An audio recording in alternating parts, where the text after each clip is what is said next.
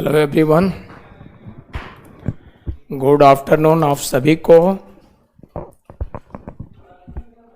कैसे हैं आप लोग? क्या लिखे हैं देवाशीष? हिस्ट्री लास्ट क्लास तो मई 3 को हुआ। दैट देवाशीष क्या चाहते हैं, जल्दी बोलिए। देवाशीष अपने विचार को जल्दी बोलिए। देवाशीष आप कहना क्या चाहते हैं, जल्दी बोलो भाई। देवाशीष जल्दी बोलो, चाहते क्या हो तुम? जो प्रॉब्लम तुम्हारा है क्लियर लिखो। देवाशीष क्लास रुका है, जल्दी बोलो। देवाशीष तुम लिख रहे हो कि हिस्ट्री लास्ट क्लास तो मई 3 को हुआ, तो कहना क्या चाहते हो, जल्दी बोलो। क्या निर्देश देना चाहते हो, जल्दी बोलो देवाशीष। देवाशीष क्लास रुका है, जल्दी अपना कमेंट लिखो, चाहते क्या हो, क्या चाहते हो भाई, जल्दी बोलो। क्योंकि क्लास पॉलिटी का है और तुम हिस्ट्री की कहानी शुरू कर दिए, तो क्या विचार है भाई, जल्दी बोलो ना, जल्दी बोलो देवाशीष। देवाशीष क्या कहना चाहते हो, जल्दी बोलो। क्लास रुका है तुम्हारे कारण सैकड़ों स्टूडेंट का। देवाशीष साहू जल्दी बोलो, क्या चाहते हो भाई? 3 मई को होगा तो क्या चाहते हो,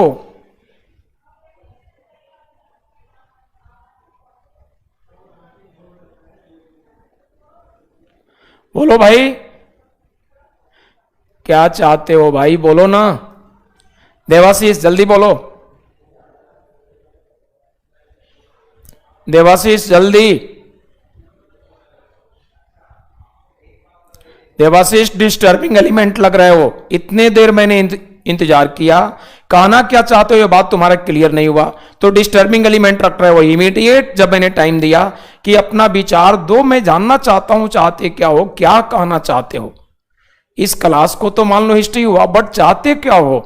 अब किसी क्लास को पॉलिटी हुआ हो उतना लिख दो, बाकी आगे ना बोलो, तो टीचर क्या समझेगा, यानी डिस्टर्बिंग रखते हो।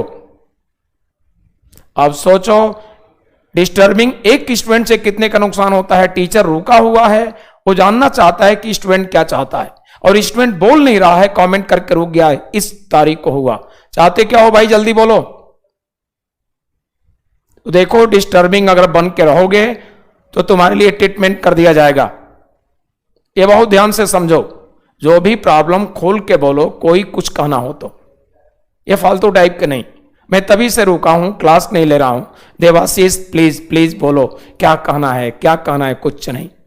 और एक तो ठुक से कमेंट मार के और उसके बाद मरे जैसे पड़ गए, कुछ एक्शन नहीं ले रहे हो, कुछ भी कमेंट नहीं दे रहे हो। कहना क्या चाहते हो, बोलो, सबको फ्रीडम है कहने का, तुम बोल नहीं रहे हो। तो जरा सोचो, तुम अकेले नहीं हो, इतने सारे स्टूडेंट हैं। ऐसे ऐसे लोग हैं जो कमेंट एक कर दिए, इस सारी को हिस्ट्री हो, तो कहना क्या चाहते हो ये भी तो बोलो। कुछ नहीं, सोच लीजिए लाइव क्लास में कैसे कैसे स्टूडेंट होते हैं, कितने अच्छे भी स्टूडेंट हैं जो एक एक मिनट को महत्व देते हैं, आज सिलेक्शन पा रहे हैं ऑनलाइन करके। और ऐसे देवाशीष टाइप के लोग स्टूडेंट हैं, आप सैकड़ों के लिए टाइम नुकसान करने वाले। लेकिन चिंता न कीजिए, ऐसे लोगों को लंबा टाइम नहीं दिया जाएगा। इनकी एक्टिविटीज को देखेंगे, ज्यादा गड़बड़ रहेगा तो इनकी छुट्टी हो जाएगी। ऐसा नहीं है कि बाउंडेड आप सभी स्टूडेंट के लाइफ को बर्बाद करेंगे, ये नहीं चलेगा। आइए तो हम लोग देखते हैं नेक्स्ट। पिछले क्लास में मैंने बात किया था कि डायरेक्टिव प्रिंसिपल होगा क्लास, आइए देखते हैं।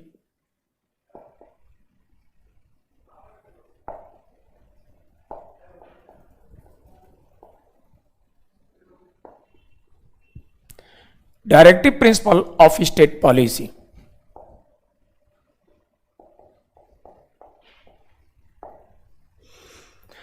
Directive principle of state policy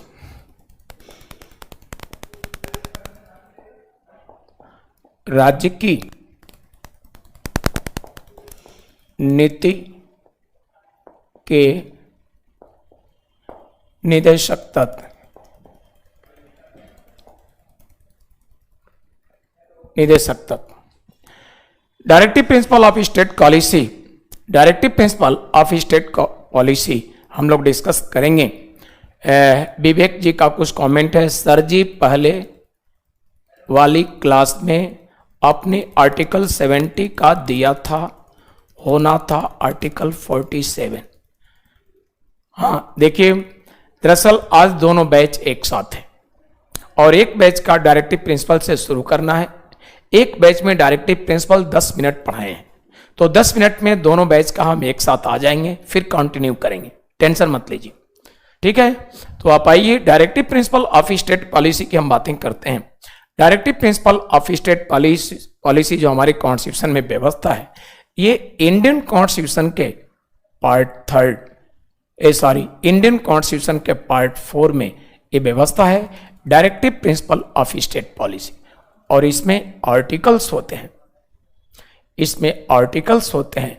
36 to 51, अनुच्छेद 36 से 51 तक। Directive principle of state policy राज्य के नीति निदेशक तत्व जो व्यवस्था दिए गए 36 से 51 तक, ये भारतीय संविधान के भाग 4 में। लेकिन सबसे पहले मैं बताना चाहूंगा कि हम इंडियन जब गुलाम हुआ करते थे, ब्रिटिश गवर्नमेंट का रूल शासन हुआ करता था, उस समय ब्रिटिश गवर्नमेंट जो रूल शासन करती थी, उस ब्रिटिश गवर्नमेंट के दो ही एम थे। नंबर फर्स्ट एम था, ये था पीस यानी शांति। तो ब्रिटिश गवर्नमेंट के दो एम थे, नंबर फर्स्ट एम था पीस शांति, और सेकंड एम हुआ करता था, दूसरा उद्देश्य हुआ करता था, ये था सिक्योरिटी। तो उस समय की गवर्नमेंट की हम गुलाम भारतीयों पर शासन जो कर रही थी ब्रिटिश गवर्नमेंट, दो ही उद्देश्य थे, नंबर फर्स्ट पीस और सेकंड शांति, पीस एंड सिक्योरिटी, शांति और सुरक्षा। और आप जानते होंगे इन दोनों उद्देश्यों को पूरा करने के लिए जरूरत होता है किसकी? पुलिस की। कहीं पर भी अगर पीस नहीं है, शांति नहीं है, तो शांति के लिए जरूरत किसकी होगी? Police force. और कहीं भी हम लोग असुरक्षित हैं, सिक्योरिटी खतरे में, तो सिक्योरिटी के लिए भी जरूरत होता है क्या? पुलिस। दो ही एम थे, अर्थात ब्रिटिश गवर्नमेंट हम इंडियन पब्लिक के मामले में बार बार इस्तेमाल करती थी पुलिस। तो बार बार ब्रिटिश गवर्नमेंट इस्तेमाल करती थी पुलिस हमेशा, इसलिए हमको आपको हमेशा पुलिस की धमकी मिलती थी। इसलिए इस शासन, इस गवर्नमेंट को नाम दिया गया पुलिस स्टेट, पुलिसिया राज्य। लेकिन लंबे समय की लड़ाई के बाद एक समय आया जो हम लोगों का इंडिया का गवर्नमेंट बन गया, भारत की सरकार बन गई। और भारत की सरकार आई तो भारत सरकार का first aim peace, second aim security और थर्ड एम क्या आ गया, अब इसको समझिए। तो ब्रिटिश गवर्नमेंट का जो एम था peace and security, after freedom Bharat सरकार का भी एम था peace and security. But Bharat सरकार का एक तीसरा भी एम आ गया, और ये एम आ गया वेलफेयर यानी कल्याण, ये एम। और भारत सरकार का फोर्थ एम आ गया, ये आ गया डेवलपमेंट, ये हो गया डेवलपमेंट यानी विकास। तो ये इस तरह के एम, उद्देश्य आ गए, विकास। यानी आफ्टर फ्रीडम जो हम लोगों का गवर्नमेंट हो गया, भारत की सरकार, इस गवर्नमेंट का एम भारतीयों के लिए हो गया, भारतीयों को शांति देना, सुरक्षा, और साथ साथ जो गरीब निर्धन है बस उनका वेलफेयर, कल्याण करना, और साथ साथ समाज के विभिन्न क्षेत्रों में अनेक तरह के डेवलपमेंट प्रोग्राम चलाकर भारत देश समाज का डेवलपमेंट, विकास करना, ये एम था। लेकिन आपके दिमाग में क्वेश्चन होगा कि इतने लंबे समय से डेवलपमेंट हो रहा है, तो आज तक इंडिया वेल डेवलप कंट्री क्यों नहीं हो गई? आज भी तो डेवलपिंग है, और आज भी पॉवर्टी लाइन है, आज भी पॉवर्टी लाइन से बिलो, गरीबी रेखा से नीचे लाखों लोग रहते हैं भारत के विभिन्न क्षेत्रों में। कारण क्या है? एक ही कारण है, यानी एम तो था डेवलपमेंट, लेकिन जो भी ये एम रखे, जिन्होंने एक काम किया, एम तो कॉन्स्टिट्यूशनल असेंबली के मेंबर ने रखा डायरेक्टिव प्रिंसिपल में, लेकिन जिन्होंने एक काम किया यानी हमारी सरकार है, ये मैक्सिमम करप्ट, भ्रष्ट थे, ईमानदारी से काम नहीं किए। इसलिए आज भी इंडिया पुअर, आज भी डेवलपिंग है, आज भी आपके कंट्री में पॉवर्टी लाइन, अनेक क्षेत्रों में पब्लिक की जो रिक्वायरमेंट है आज भी कमियां हैं, यानी आज भी वेल डेवलप्ड कंट्री नहीं, सुविकसित देश नहीं, भारत आज भी विकासशील देश है, एक डेवलपिंग कंट्री। इसका नाम ये डायरेक्टिव प्रिंसिपल ऑफ स्टडी क्यों पड़ा, directive principle of state policy क्यों पड़ा, ये भी जान लीजिए। दरअसल कॉन्स्टिट्यूशनल असेंबली के जो मेंबर थे उनका एम था, उस समय हालात जब संविधान बना रहे थे उस समय हमारे देश के हालात, देश की जो समाज थी, हमारी समाज के हालात क्या थे, बहुत बड़ी पॉपुलेशन थी जो अनएजुकेटेड थी, अशिक्षित थी, बहुत बड़े पैमाने पर लोग गरीब भूखमरी के शिकार थे। तो इसलिए उन्होंने व्यवस्था क्या किया, उन्होंने सोचा देश के लिए क्या सोचा, उन्होंने सोचा कि फ्यूचर का इंडिया एक रिच इंडिया, एक स्वप्न उन्होंने रखा भारत को अमीर बनाने का और पावरफुल रिच बनाने का। लेकिन ये प्रिंसिपल इन्होंने तैयार किया इंडिया को रिच संपन्न बनाने का, लेकिन ये प्रिंसिपल डायरेक्टिव के रूप में दे दिया। यानी जो भी प्रिंसिपल बनाना चाहा इंडिया के रिच बनाने का, उन प्रिंसिपल सिद्धांतों को एक एक आर्टिकल में सेपरेट मेंशन कर दिए, और जो प्रिंसिपल एक एक अनुच्छेद में सेपरेट अलग अलग मेंशन कर दिए, उन्हीं को डायरेक्टिव निर्देश के रूप में दिए भारत की सरकार, इंडिया गवर्नमेंट को। यानी इंडिया में जो गवर्नमेंट होगी, सरकार होगी, उसको बस ये डायरेक्टिव निर्देश दिए। क्या दिए निर्देश, क्या डायरेक्टिव, कि वो क्या करें, डायरेक्टिव निर्देश दिए कि वो क्या करें, वो इनको इंप्लीमेंट लागू करें। और प्रिंसिपल जो तैयार किए भारत सरकार को डायरेक्टिव निर्देश दिए, इसी कारण से इनका नाम पड़ा directive principle of state policy. India state को, इंडिया की गवर्नमेंट को ये प्रिंसिपल डायरेक्टिव के रूप में दिए, इसीलिए नाम पड़ा directive principle of state policy. और इस प्रकार से देखा जाए तो इन्होंने जो व्यवस्था दिया ये काम किया। इसी के साथ देखा जाए तो जो व्यवस्था हुआ इस प्रकार से, ये डायरेक्टिव के रूप में जो प्रिंसिपल मिले इंडिया गवर्नमेंट को। अब क्वेश्चन ये होता है कि अभी मैंने बताया आज तक इंडिया रिच क्यों नहीं, उसका कारण एक ही है, असेंबली के मेंबर दोषी नहीं, जिनको डायरेक्टिव मिला यानी भारत की सरकारों को, इन्होंने ईमानदारी से काम नहीं किया, इसलिए इंडिया आज भी पुअर है। आइए इन पर कुछ बातें हम लोग आगे भी करेंगे। देखिए अब हम लोग बातें करेंगे कि डायरेक्टिव के रूप में विभिन्न आर्टिकल्स में क्या क्या बातें कैसे कैसे। देखिए इसका एक आर्टिकल है, starting article 36। Under this article व्यवस्था दिया गया है 36 में डिफिनीशन ऑफ स्टेट, राज्य की परिभाषा। और इसी तरह से नेक्स्ट आर्टिकल 37 में व्यवस्था दिया गया है। 37 में व्यवस्था डायरेक्टिव प्रिंसिपल के लिए दिया गया है कि डायरेक्टिव प्रिंसिपल जस्टिसिएबल, न्याय योग्य नहीं। तो निदेशक तत्व को कहा गया है यह न्याय योग्य नहीं। न्याय योग्य से मीनिंग समझिए।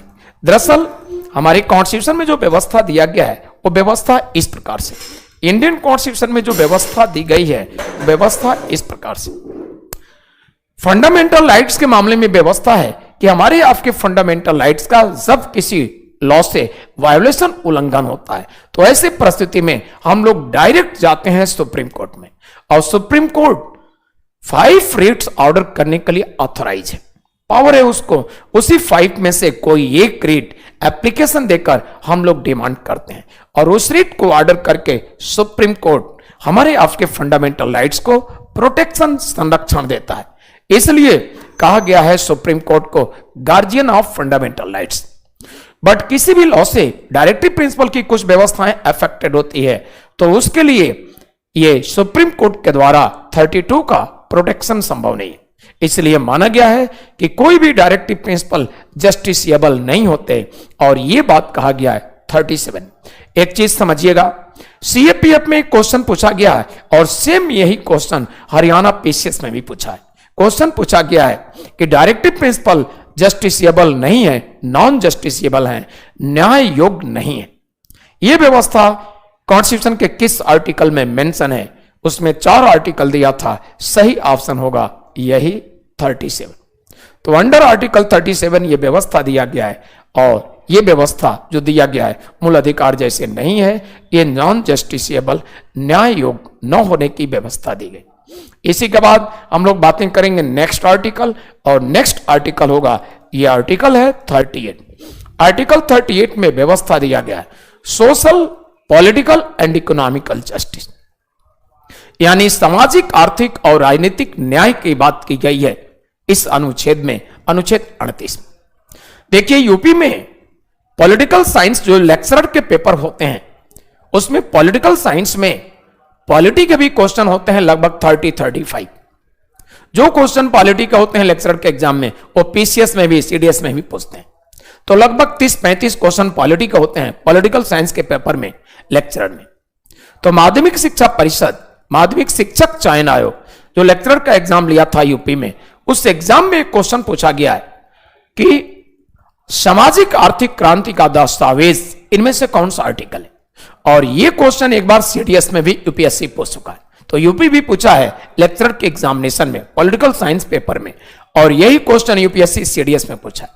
तो सामाजिक आर्थिक क्रांति का दस्तावेज कौन है, इस क्वेश्चन का जवाब होगा आर्टिकल 38।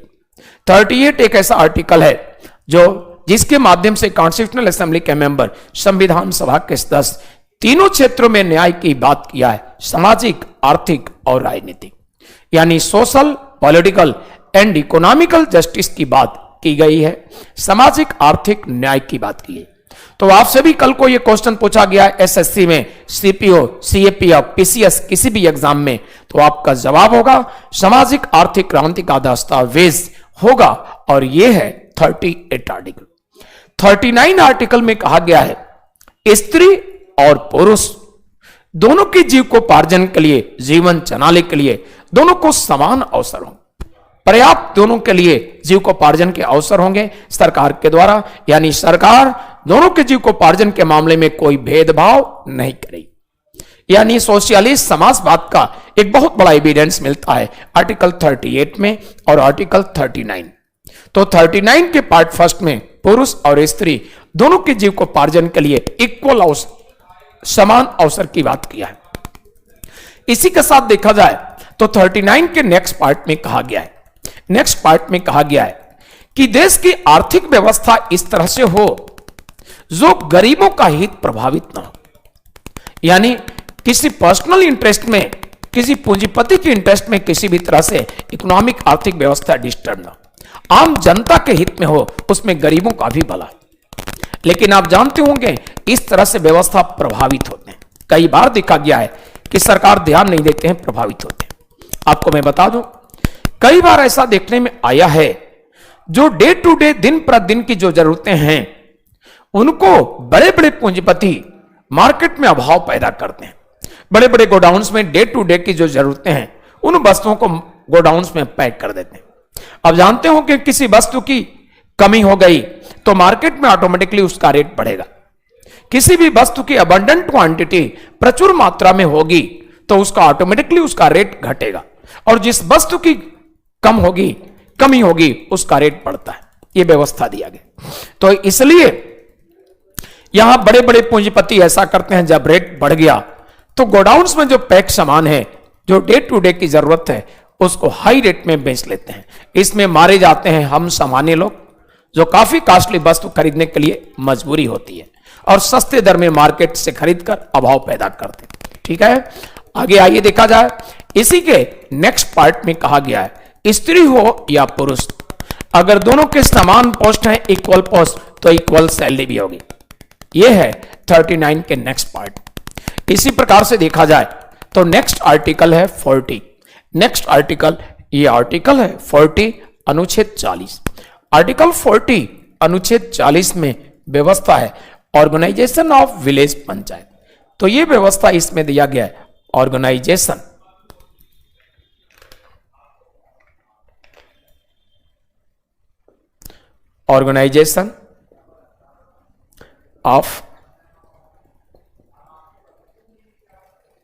Of village panchayat.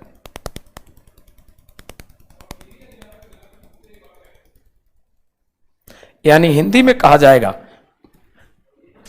ग्राम पंचायतों का संगठन। ऑर्गेनाइजेशन ऑफ विलेज पंचायत का हिंदी ग्राम पंचायतों का संगठन। तो हमारे देश में जो विलेज पंचायत हैं उनके ऑर्गेनाइजेशन संगठन की बात की गई। और क्यों ऐसा असेंबली के मेंबर ने किया? आपके कंट्री के एक ग्रेट लीडर माने जाते थे और उस ग्रेट लीडर का नाम था महात्मा गांधी जी। पिंकी कुछ कह रही हैं, जरा देखा जाए। आपने तो 3 क्लास रिपीट कर दी सर ऑलरेडी। पीडीए, ये पीडीए क्या है भाई? पीडीए दिया है ये। आप ये ध्यान दीजिए पिंकी, आप लोग सोए रहते हैं और रुक रुक कर विचार देते हैं, इससे क्लास नुकसान होता है। मैंने अभी बताया कि 10 मिनट एक साथ, उसके बाद बस कंटिन्यू सभी हो गए। आप लोग ध्यान दीजिए, वो रिपीट नहीं हुए हैं। जीएस फर्स्ट में क्लास ही हमारा नहीं चला है, गलती से टेक्निकल स्टाफ की गलती रही कि जीएस सेकंड का वीडियो आप पर दे दिए। तो आप लोग जानते हैं रिपीटेड चल रहा है, वो रिपीटेड है ही नहीं है, आपका क्लास ही नहीं है, वो क्लास है जीएस 2 का। तो नंबर फर्स्ट, शुरू में भी मैंने कहा कि 10 मिनट और हम आ गए टॉपिक पर, बस 5 मिनट के बाद आर्टिकल 6 जीएस 2 का जीएस 1 में डाल दिए। क्लियर? ऐसे किसी में नहीं रहेगा रिपीटेड। तो चलते हैं हम लोग। मैं आर्टिकल 40 की बात कर रहा था, तो आर्टिकल 40 में व्यवस्था दिया गया है। अच्छा, आनंद सिंह कुछ कह रहे हैं, मैं 1 मिनट देख लूं सभी का विचार। टुडे बोथ जीएस बैच और कंबाइंड। यस आनंद जी, सही बोल रहे हैं, कंबाइंड है। और आनंद जी का भी विचार हो गया, पिंकी का भी विचार देख लिए, देवेश कुमार गौतम का विचार, सर जी मजा आ गया, थैंक यू। आपको ऐसे मजा आता रहे और ईश्वर करें जल्दी आपको सिलेक्शन दें ईश्वर, ताकि सिलेक्शन होने का मजा एक बार हमको सुनाइए कि सर जी मजा आ गया, ऑफिसर के रूप में सेलेक्ट हो गए। तो उस मजा को रियली मैं भी एंजॉय करूंगा, क्योंकि आप स्टूडेंट जब बताते हैं सिलेक्शन हो गया एक ऑफिसर पोस्ट के लिए, तो आपसे ज्यादा खुशी हम टीचर को होता है। हम लोगों को ऐसा फील होता है कि हम लोगों का प्रयास सफल रहा, हम लोगों ने ईमानदारी से प्रयास किया। ठीक है, तो उस दिन का हम इंतजार करेंगे कि आप ये बोले कि सर जी मजा आ गया और सेलेक्ट हो गए, तो ज्यादा मजा उस दिन हमको आएगा। ठीक है परवेश, यही मैं न्यूज सुनना चाहता हूं। आइए देखिए, तो इस प्रकार से हम लोग आगे चलते हैं। अच्छा, रमन ये कह रहे हैं कि सर क्लास ऑफलाइन हो गया था। ऑफलाइन कैसे हुआ था, कब क्लास? ऐसा तो नहीं है, क्लास ऑफलाइन हो गया है। अच्छा रुकिए, मैं दिखाता हूं।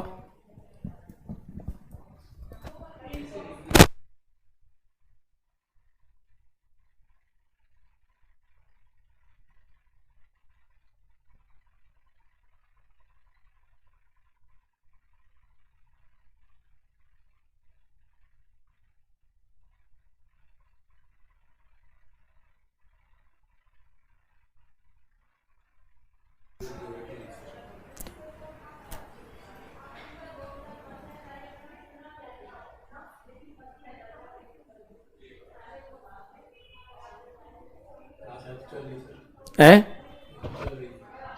आप लोग बताइए, अब तो प्रॉपर चल रहा है? बोलिए, चलिए आइए, ठीक हो गया। आइए चलिए, थैंक यू। प्रॉब्लम लंबा नहीं चला, आप लोगों को ज्यादा दिक्कत नहीं हुआ, हो गया। आइए हम लोग देखते हैं। तो हम लोग बातें कर रहे थे आर्टिकल 40 अनुच्छेद 40। तो महात्मा गांधी हमारे कंट्री के एक बहुत बड़े लीडर थे, अक्सर स्पीच भाषण में बोला करते थे भारत गांव का देश है और भारत की आत्मा इन्हीं गांव में बसती है। महात्मा जी के ऐसे स्पीच देने का मीनिंग सेंस क्या था, समझिएगा। महात्मा जी ये मानते थे कि इंडिया की बहुत बड़ी पॉपुलेशन रूरल, ग्रामीण है। ये बात आप भी जानते हैं, आज भी ज्यादा पॉपुलेशन हमारे देश का अर्बन से ज्यादा, शहरी क्षेत्र से ज्यादा जनसंख्या ग्रामीण का है, और उस समय तो बहुत ही ज्यादा था। तो उन्होंने भाषण में बार बार यही बोलते रहे कि भारत गांव का देश है और भारत की आत्मा गांव में बसती है। तो महात्मा जी ऐसा मानते थे कि सिर्फ और सिर्फ अथॉरिटी भारत के राजधानी कैपिटल में, और वहीं से डेवलपमेंट की बात सोचें तो संभव है थोड़े से शहरी क्षेत्र का डेवलपमेंट विकास होगा और मैक्सिमम ग्रामीण सब वैसे पीछे रह जाएंगे, डेवलपमेंट नहीं हो पाएगा। तो उन्होंने माना कि अथॉरिटी को डिसेंट्रलाइज कर दो, सत्ता का विकेंद्रीकरण, रूरल अर्बन सभी जगह, तो विभिन्न क्षेत्रों से डेवलपमेंट के प्रोग्राम चलेंगे और ऑल ओवर इंडिया के लोगों को डेवलपमेंट का बेनिफिट लाभ मिलेगा, और इस तरह से पूरे देश का तब विकास होगा। उन्होंने माना तब इस तरह से विकास होगा तो ग्रामीण और शहरी यानी rural and urban both development होंगे, सभी क्षेत्र की देश की जनता विकास का लाभ पाएगी। इसी के साथ स्पीच भाषण में महात्मा गांधी जी अक्सर बोला करते थे। असेंबली के मेंबर संविधान सभा के सदस्यों ने सोचा कि वास्तव में देखा जाए तो महात्मा जी का विचार बहुत अच्छा है, बहुत अच्छा इनका विचार है। इसलिए इन्होंने समझा और एक आर्टिकल का क्रिएशन किया, आर्टिकल 40 अनुच्छेद 40, और अंडर दिस आर्टिकल उन्होंने व्यवस्था कर दिया। आर्टिकल 40 अनुच्छेद 40 में इन्होंने व्यवस्था किया ऑर्गेनाइजेशन ऑफ विलेज पंचायत, ग्राम पंचायतों का संगठन। आप सोचेंगे कि ग्राम पंचायत संगठन इतने लंबे समय से है, फिर भी हमारे कंट्री के रूरल क्षेत्रों का डेवलपमेंट क्यों नहीं? आपको मैं बता दूं, इसका कारण है करप्शन। आप जानते होंगे रूरल एरियाज में एक गांव के लिए, एक विलेज के लिए, छोटे से विलेज के लिए 15 लाख 18 लाख रुपए सरकार की तरफ से डेवलपमेंट के लिए आते हैं। सड़क बनाने के लिए, नाली बनाने के लिए, ताकि गांव से गंदे पानी बरसात में ग्रामीणों के घर में न जाए, गंदे पानी गांव से बाहर निकल जाए, ताकि गांव की एटमॉस्फेयर हेल्दी रहे। इसी तरह से और भी अनेक काम जो गांव के लोगों के लिए आते हैं डेवलपमेंट के लिए, बिजली व्यवस्था, अनेक सारी बातें, पंचायत भवन बनाना, क्या क्या। लेकिन होता क्या है, गांव का प्रधान 3rd क्लास का खड़ंजा सड़क ईंट बनवाता है, और ईंट 3rd क्लास का, नाली भी बनवाया तो 3rd क्लास का ईंट। जहां 50 बोरे सीमेंट लगने हैं वहां 5 बोरे में काम चला लिया। सोचिए 45 बोरे बचा लिया, रुपये बचा लिया, तो 50 बोरे का काम 5 बोरे नहीं करेगा। वह 3rd क्लास का नाली बड़ा, एक बरसात आया, नाली गिर गया, पट गया, और गंदे पानी बस ग्रामीणों के घर में जा रहे। सड़क खड़ंजा जो बना वो टूट गया एक बरसात में, और इस तरह से गड्ढे बन गए। लोग बाइक साइकिल से जैसे भी आ रहे हैं, खतरा हो रहा है, गिर जा रहे हैं। तो इस तरह से एक नरक की जिंदगी कौन बनाता है? उस गांव का प्रधान। जो भी सुविधाओं के लिए पैसे आया उस सुविधाओं में नहीं लगाया, अपनी व्यक्तिगत सुविधा कर लिया, लूट लिया। तो पैसे की कमी नहीं होती, करप्शन के शिकार हो जाते, सारे पैसे लूटे जाते हैं, और इसलिए डेवलपमेंट नहीं। तो आप ये मत समझिएगा कि आर्टिकल 40 होते हुए भी ग्रामीण क्षेत्रों का डेवलपमेंट नहीं। ये कारण संविधान सभा के सदस्यों की गलती नहीं, व्यवस्था में गलती नहीं, जो पद पर रहते हैं ये करप्ट हैं और ये लूट डालते हैं, जिसके कारण से हम लोग इसके शिकार होते हैं। आप समझ गए होंगे। और नेक्स्ट आर्टिकल कौन होता है? Next article 43। 43 में जो व्यवस्था, 41, 40 मैंने कहा तो 40 के बाद 41 हुआ, छूट रहा था। 41 41 अनुच्छेद में दिया गया है काम शिक्षा लोक सहायता। तो काम शिक्षा की जो बात की है, पानी लेते हैं कहां? पानी गिलास में। हाँ, क्या चीज? गिलास नहीं है क्या वहां?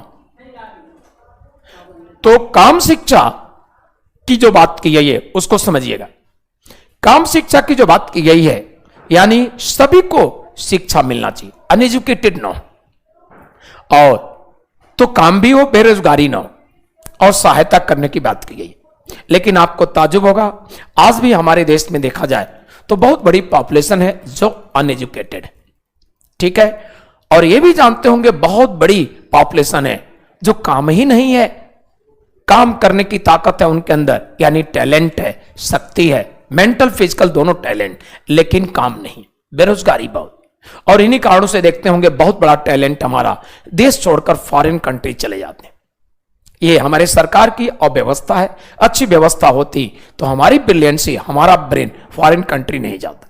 आगे देखा जाए, आप जानते होंगे आपके कंट्री में, उत्तर प्रदेश राज्य में एक बार सेक्रेटरीट सचिवालय में वैकेंसी आई थी चपरासी की, और प्यून चपरासी का जो वैकेंसी आया था उत्तर प्रदेश सेक्रेटरीट में, उसमें क्या हुआ, पीएचडी किए हुए लोग फॉर्म फिलअप किए थे। इतना ही नहीं, उसमें एमटेक जो किए हैं ऐसे भी लोग फॉर्म फिलअप किए थे। तो एमएससी फर्स्ट क्लास हैं, एमटेक हैं, पीएचडी हैं, ऐसे लोग फॉर्म फिलअप किए थे। और इस प्रकार से आप जरा बताइए, जो एमटेक किया है, पीएचडी किया है, और चपरासी होगा, प्यून होगा, एक कलर को पानी देना है, तो कितने मन से वो ये काम करेगा आप समझ सकते हैं। अर्थात इससे क्या होगा, कार्य प्रभावित होगा।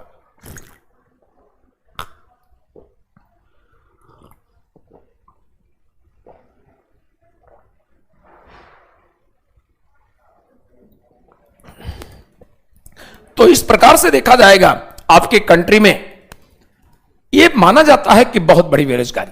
उत्तर प्रदेश सचिवालय में जो वैकेंसी आई और पीएचडी करके चपरासी की वैकेंसी फॉर्म फिलअप किए, और इस प्रकार से देखा जाए तो एमटेक एमएससी फर्स्ट क्लास करके ऐसे लोग, ये इस बात का सबूत है कि आपके यहां ब्रिलियंसी की कमी नहीं है, बट उनके रोजगार नहीं।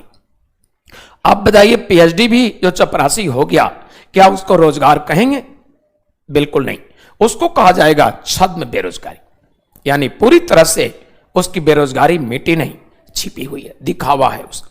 तो इस प्रकार से देखा जाए ये आपके देश की समस्या है। यानी जिस आर्टिकल में काम की बात की है, शिक्षा की, जो उद्देश्य असेंबली के मेंबर ने रखा, वह उद्देश्य हमारी सरकारों ने, हमारे मिनिस्टर, हमारे प्रधानमंत्री, जो भी सरकारें नहीं, ईमानदारी से काम नहीं किए, लंबे समय तक इसी तरह से होता रहा।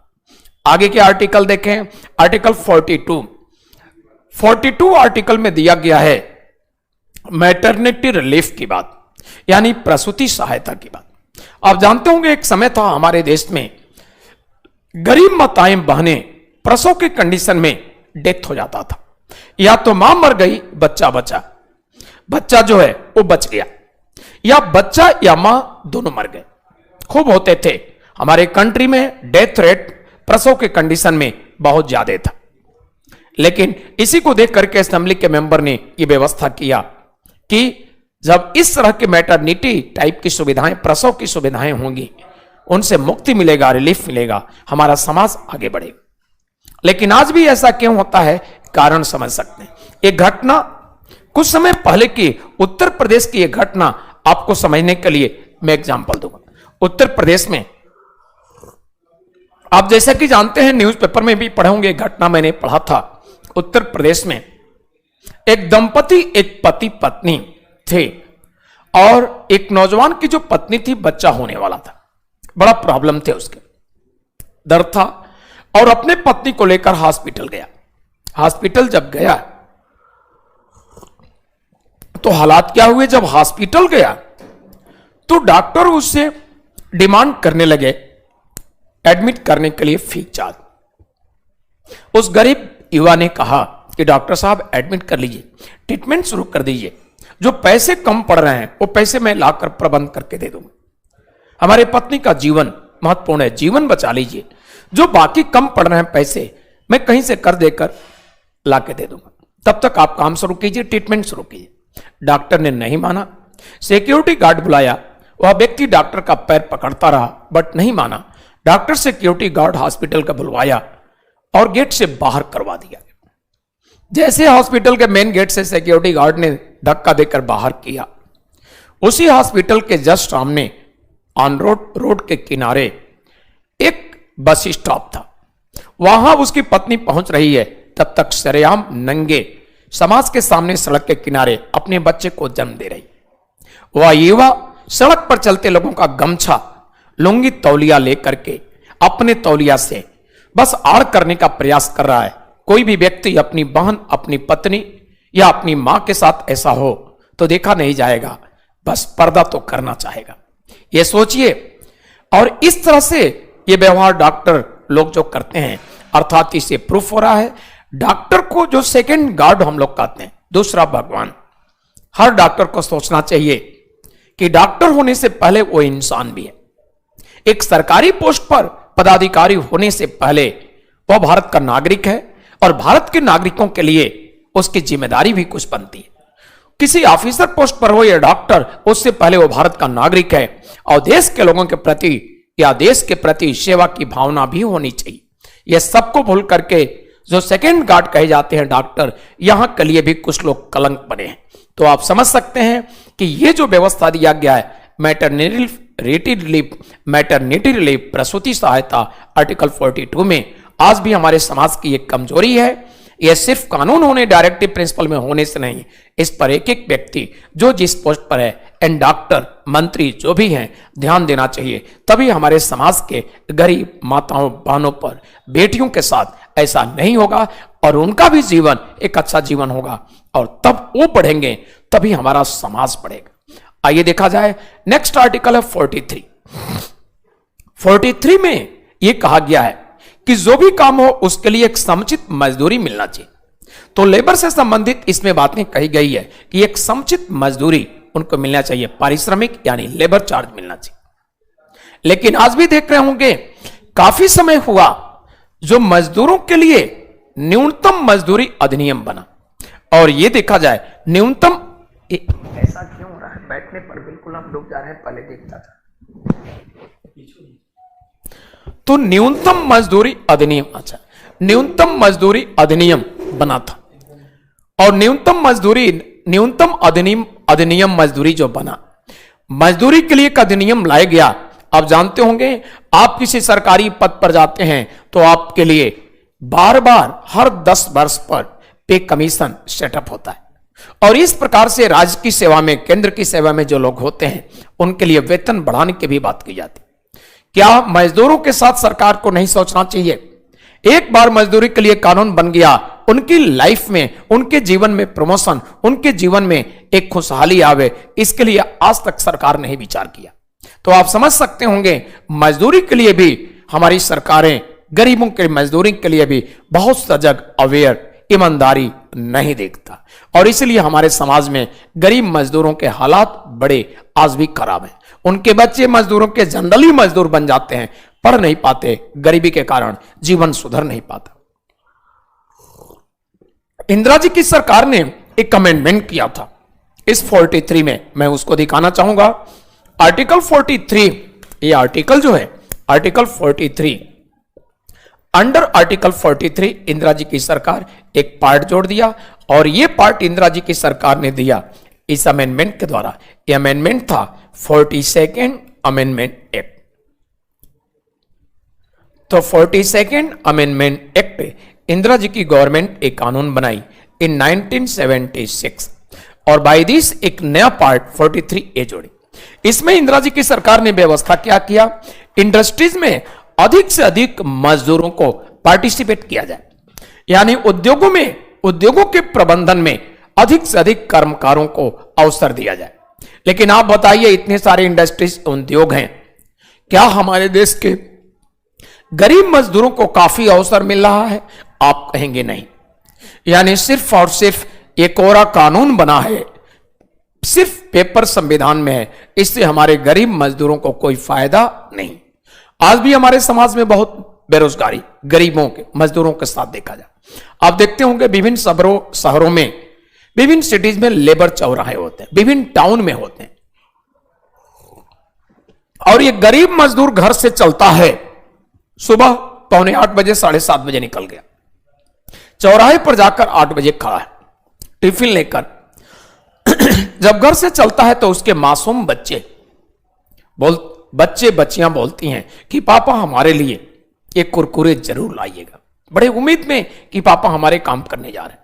बेटा भी बोलता है एक हमारे लिए डेयरी मिल्क का चॉकलेट जरूर लाइएगा, और पिता अपने बच्चों का सर सहलाते हुए प्यार देता है, इस उम्मीद के साथ कि लौटेंगे तो पक्का लाएंगे। लेकिन खड़ा रहा, चौराहे पर खड़ा रहा, कोई आया 10 लेबर को लेकर चला गया, कोई आया 2 लेबर चला गया, कोई 1 लेबर, कोई 5 लेबर, कोई 15 लेबर, लास्ट में सैकड़ों लेबर थे। 60, 70, 80, 90 ऐसे लेबर बच गए जो कोई आया नहीं, निराश होकर 11 बजे लौट गए। उसी में उन बच्चों का पापा भी लौट रहा है, उन गरीबों का बच्चा, गरीब मजदूर के बच्चे हैं। 11 बजे लौटने का मतलब गरीब के बच्चे समझ गए कि हमारे पापा मायूसी के साथ जो आ रहे हैं, 11 बजे लौटने का मतलब इनको काम नहीं मिला, और काम नहीं मिला तो 5 रुपए का कुरकुरा या 5 रुपए का चॉकलेट उनके लिए बड़ी चीज है, ये 10 रुपया आएंगे कहां से? सर झुकाए मायूसी के साथ बच्चे भी लौट गए। ये सोचिए गरीबी का कितना बड़ा चोट इन मासूम बच्चों पर पड़ता है, बच्चों की मनोबल, मोरल डाउन हो जाता है। सोचिए जो देश के वो भी भविष्य हैं, लेकिन एक गरीबी है जो देश के लिए कुछ कर सकते थे, मोरली क्या हालात उनके होते हैं। इस प्रकार से भारत सरकार को जिम्मेदारी जो दिया गया कानून बनाकर, सिर्फ कानून बनाने से नहीं होता है, इंप्लीमेंट लागू भी होना चाहिए। अच्छे से लागू किए होते तो वास्तव में इन मजदूरों को इंडस्ट्रीज में पार्टिसिपेशन, मैनेजमेंट में अच्छे से मिलता, अच्छे से अवसर मिलता, तो आज हमारे देश में ये जो मजदूर हैं इतने बेरोजगार नहीं होते, उनके भी जीवन सुधरते, और हमारा समाज खुशहाल होता। नेक्स्ट देखा जाए तो मनमोहन सिंह की सरकार ने एक अमेंडमेंट किया था, 97th अमेंडमेंट। मनमोहन सिंह की सरकार ये 42nd अमेंडमेंट करके 43 आर्टिकल में ये जोड़ा इंदिरा जी की सरकार ने 1976 में। और आर्टिकल 43, ये आर्टिकल 43 में बी पार्ट जोड़ा मनमोहन सिंह की सरकार ने। किस अमेंडमेंट के द्वारा? ये अमेंडमेंट था 97। तो 97 अमेंडमेंट एक्ट, और ये काम मनमोहन सिंह की सरकार ने किया था 2011। तो 2011 में मनमोहन सिंह की सरकार ने 97 अमेंडमेंट एक्ट के द्वारा एक न्यू पार्ट एडिट कर दिया 43B। 2011 तक सिर्फ 43A था, B नहीं था। देखिए इसमें क्या व्यवस्था दिया। आर्टिकल 43B में मनमोहन सिंह की सरकार ने व्यवस्था दिया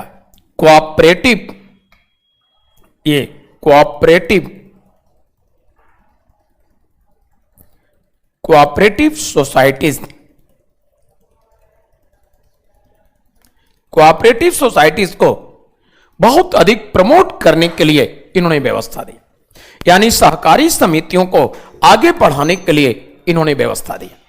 ध्यान दीजिएगा, यह जो व्यवस्था इन्होंने दिया कोऑपरेटिव सोसाइटी के लिए, सहकारी समिति के लिए प्रमोट करने के लिए, अभी 1 साल पहले यूपीएससी सीडीएस में प्रश्न कर चुका है कि कोऑपरेटिव सोसाइटी को बहुत ज्यादा आगे प्रमोट करने की जो व्यवस्था सरकार ने दिया, बाय विच अमेंडमेंट?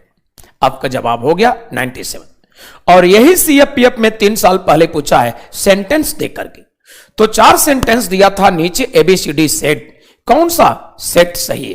तो उसमें दिया गया था कि कोऑपरेटिव सोसाइटी को बाय 91st अमेंडमेंट प्रमोट करने की व्यवस्था की गई। नेक्स्ट, और भी सेंटेंस इस तरह से आप समझ गए, ये 91st अमेंडमेंट के द्वारा नहीं, 97। कोऑपरेटिव सोसाइटी को किस वर्ष महत्व दिया गया? आपका जवाब 2011। ऐसे सेंटेंस देकर के और 4 सेट सीएपीएफ में यूपीएससी दिया था, पूछा था कौन सत्य है। ठीक है, तो इस तरह से यहां से क्वेश्चन हुए। और इसी के बाद अब हम लोग देखते हैं नेक्स्ट आर्टिकल, और नेक्स्ट आर्टिकल होगा, ये आर्टिकल होगा नेक्स्ट आर्टिकल 48। तो आर्टिकल 44, आर्टिकल 44 में व्यवस्था दिया गया है uniform civil code, uniform civil code for the citizens, uniform civil code for the citizens. Hindi होगा नागरिकों के लिए एक समान सिविल संहिता। आइए देखा जाए, भारत के नागरिकों के लिए एक समान सिविल संहिता कॉन्स्टिट्यूशनल असेंबली के मेंबर ने क्यों किया? इनको समझना है। इसके पीछे कॉन्स्टिट्यूशनल असेंबली के मेंबर का संविधान सभा के सदस्यों का थिंकिंग क्या था? इसके पीछे कॉन्स्टिट्यूशनल असेंबली के मेंबर का थिंकिंग था, हमारे समाज में जो अलग अलग व्यवस्था था, इससे असेंबली के मेंबर ने समझा कि बड़ा खतरा होगा, कम्युनल हार्मोनी नहीं होगा। उन्होंने समझा कि जब सभी नागरिकों के लिए एक ही कानून होगा, हमारे देश के सभी नागरिकों के लिए एक कानून होगा, तो लोगों में किसी भी तरह से भेदभाव नहीं होगा, और आपस में लोगों में, भारत के लोगों में कोई भेदभाव नहीं होगा, तो सभी मिलजुल कर रहेंगे, यूनिटी बढ़ेगा, कम्युनल हार्मोनी होगी। और एक ताकत, यूनिटी अपने आप में एक ताकत है, दुनिया की शक्ति कुछ नहीं कर पाएगी। साथ साथ जब कम्युनल हार्मोनी होगा, यूनिटी होगा, तो हमारे समाज का डेवलपमेंट होगा, आपस में कोई टकराव, कोई लड़ाई नहीं होगी। इस कारण से इन लोगों ने व्यवस्था दिया uniform civil code for the citizen, नागरिकों के लिए एक समान सिविल संहिता। बट आप जानते होंगे आज हमारे समाज में एक मुस्लिम पुरुष के लिए व्यवस्था है, एक मुस्लिम पुरुष कितना शादी? 4 शादी कर सकता है। लेकिन जानते होंगे एक हिंदू पुरुष कितना शादी? 1। आप ये बताइए, हिंदू हो या मुस्लिम, सबसे पहले वह भारत का नागरिक है, उसके बाद कुछ भी है। लेकिन दोनों जरा विचार कीजिए, दोनों भारत के नागरिक, एक के लिए अलग कानून, एक के लिए अलग। यही डिफरेंट डिफरेंट लॉ हम लोगों में टकराव पैदा करता है, यही नफरत का दीवार खड़ा करता है, और यही अलग अलग व्यवस्था कानून नफरत का इतना बड़ा दीवार बनाता है। जो याद कीजिए, उत्तर प्रदेश में सहारनपुर का दंगा यही नफरत करवा दिया, और उत्तर प्रदेश में ही मुजफ्फरनगर का दंगा यही नफरत करवाया, और असम में दंगा यही हमारे आपके बीच का नफरत करवाया। यानी हमारे आपके बीच में नफरत समाप्त हो जाए तो बस किसी भी तरह से टकराव नहीं, बस हम सोचेंगे हम सभी भारतीय हैं, एक कानून है, एक व्यवस्था, हम सभी भारत के नागरिक हैं, आपस में नफरत होगा ही नहीं, यूनिटी, बंधुत्व, भाईचारा बढ़ेगा, टकराव के चांसेस नहीं होंगे, कम्युनल हार्मोनी होगी, सांप्रदायिक सौहार्द बनेगा, और देश में विकास सभी भाई भाई मिलकर रहेंगे। आज किन कारणों से ये टकराव है समझ गए। इस तरह से हमारे समाज में नफरत को समाप्त करने के लिए, कम्युनल हार्मोनी, सांप्रदायिक सौहार्द बढ़ाने के लिए, यूनिटी बढ़ाने के लिए, देश को मजबूत करने के लिए असेंबली के मेंबर आर्टिकल 44 में व्यवस्था दी है, uniform civil code for the citizen, नागरिकों के लिए एक समान सिविल संहिता। लेकिन आज तक हमारे देश की सरकारों ने यह नहीं किया, आज तक कोरे कागज पर पड़ा है, कुछ व्यवस्था नहीं। मोदी सरकार भी 2014 में भी अपनी मैनिफेस्टो में दी थी, स्वयं मोदी जी अपने स्पीच भाषण में बोले थे, रैली में भाषण देते हुए, कि अगर हमारी सरकार हो गई तो यूनिफॉर्म सिविल कोड कर दें, लेकिन आज तक की व्यवस्था नहीं हुआ। आप जानते होंगे सभी धर्मों में कुछ कट्टरपंथी होते हैं, वो कट्टरपंथी अपने एक से एक दलील देते हैं फालतू टाइप का, और इस तरह से आज भी हमारा देश ये व्यवस्था नहीं कर पाया, आज भी हम लोगों में टकराव का एक कारण बना हुआ है। नेक्स्ट आर्टिकल की बातें हम लोग करें, आर्टिकल 45 अनुच्छेद 45। तो इंडियन कॉन्स्टिट्यूशन का एक आर्टिकल है ये 45 अनुच्छेद 45। अंडर दिस आर्टिकल एक अमेंडमेंट किया अटल जी की सरकार ने, और अटल जी की सरकार ने अमेंडमेंट किया था 86 अमेंडमेंट एक्ट, और 86 अमेंडमेंट एक्ट अटल जी की सरकार लाई थी 2002 में। By this amendment Atal ji की सरकार ने व्यवस्था दे दिया कि बिलो 6 ईयर्स एज, ये इन्होंने व्यवस्था दिया, बिलो 6 ईयर्स चिल्ड्रेन, यानी 6 वर्ष से कम उम्र के जो बच्चे हैं उनके लिए अच्छे ढंग से केयर टेकिंग एंड एजुकेशन की व्यवस्था इस आर्टिकल में by this amendment Atal ji की सरकार ने किया। तो सरकार ने यह व्यवस्था इसलिए दिया कि हमारे भारत में ऐसे भी गरीब हैं जिनके बच्चे बस बचपना ही बर्बाद हो जाता है, अच्छे से न्यूट्रिशन नहीं हो पाता, और इस कारण से उनका मेंटल एंड फिजिकल डेवलपमेंट नहीं हो पाता। बस उस गरीबी के कारण पढ़ाई में रुझान नहीं, तो मेंटल भी डेवलपमेंट नहीं, फिजिकल कुछ नहीं हो पाता। इन्होंने यह सोच करके बाय दिस अमेंडमेंट 86 अमेंडमेंट के द्वारा 2002 में व्यवस्था दिया कि जब तक बच्चों का एज 6 वर्ष कंप्लीट ना हो जाए तब तक भारत राज्य की जिम्मेदारी बनती है कि अच्छे ढंग से उनका न्यूट्रिशन, पोषण एंड एजुकेशन और न्यूट्रिशन का केयर टेकिंग करें। आप जानते होंगे इस प्रोग्राम के तहत भारत सरकार ने भारत के विभिन्न क्षेत्रों में मिड डे मील प्रोग्राम भी चलवाई है, और मिड डे मील प्रोग्राम में क्या हुआ यह सच्चाई भी आप जानते हो। इतना ही नहीं, आंगनबाड़ी बालवाड़ी प्रोग्राम भी चल रहे हैं, लेकिन जो भी न्यूट्रिएंट आते हैं उन बच्चों के खाने के लिए लूट लिए जाते हैं। यानी जो भी आंगनबाड़ी बालवाड़ी की मैडम होती है सारे न्यूट्रिएंट बेच बाच कर किनारे, गरीबों को काला वाला चना या थोड़ा सा दलिया मिल गया, सारे न्यूट्रिएंट लूट लिए जाते और कैश कमाई हो गया, रिश्वतबाजी हो गया बस। अब हम लोग देखते हैं मिड डे मील। तो मिड डे मील की कहानी थोड़ा रुक जाइए, 47 से मेनली रिलेटेड है, उनकी बात करते हैं। तो इस प्रकार से 45 की जो बात की गई है कि 6 वर्ष से कम उम्र के बच्चे, तो 6 वर्ष से कम उम्र के बच्चों के लिए जो एजुकेशन और न्यूट्रिशन की बात दिखाई है, अच्छे ढंग से फिजिकल मेंटल डेवलपमेंट, इसके लिए आंगनबाड़ी बालवाड़ी प्रोग्राम। बट गरीबों के जो आहार हैं न्यूट्रिएंट वो लूटे जाते हैं, और इस प्रकार से सही मायने में देखा जाए तो बच्चों के अच्छे ढंग से फिजिकल डेवलपमेंट, न्यूट्रिशन जो सरकार की तरफ से नहीं मिलते। इसी प्रकार से एजुकेशन की बात किया जाए तो वो भी नहीं, इन उद्देश्यों के साथ किया गया। जाहिर सी बात है 6 वर्ष से कम उम्र का बच्चा एक रिच फैमिली के नहीं, हम आप मध्यम श्रेणी परिवार के हैं, आपके हमारे परिवार नहीं। इस उम्र के बच्चे उन्हीं परिवार के जो गरीब हैं, खाता पीता नहीं परिवार है, वही उस लालच में आएंगे, जब आएंगे तो खाएंगे भी और पढ़ेंगे भी। इन्हीं उद्देश्यों से किया गया। लेकिन आप देख सकते हैं आज आपके समाज में हालात क्या है, यही हो रहा है। करप्शन, आंगनबाड़ी, जो भी बालवाड़ी लूटे जा रहे हैं, अच्छे ढंग से एजुकेशन भी नहीं है और न्यूट्रिशन भी नहीं मिलता। नेक्स्ट आर्टिकल की बात किया जाए 46 में व्यवस्था दिया गया SC एंड ST के लिए। हमारे समाज में अनुसूचित जात और अनुसूचित जनजाति के जो लोग हैं उनके प्रमोशन, डेवलपमेंट, प्रोग्रेस की बात की गई और इसमें बहुत बताने की जरूरत नहीं है। आप सभी को मालूम है एजुकेशन, पढ़ाई लिखाई हो या नौकरियों में SC ST इन दोनों वर्गों को अनेक तरह से आरक्षण मिल रहे हैं और इस तरह से इनका सामाजिक आर्थिक विकास करने के लिए ही यह व्यवस्था किया गया। तो यह सभी को मालूम है ये व्यवस्था चल रहा है। बट आपसे पूछा जाएगा कि SC ST के लिए समाज में सामाजिक आर्थिक प्रमोशन, उत्थान के लिए जो व्यवस्था है ये किस आर्टिकल में, आप समझ गए।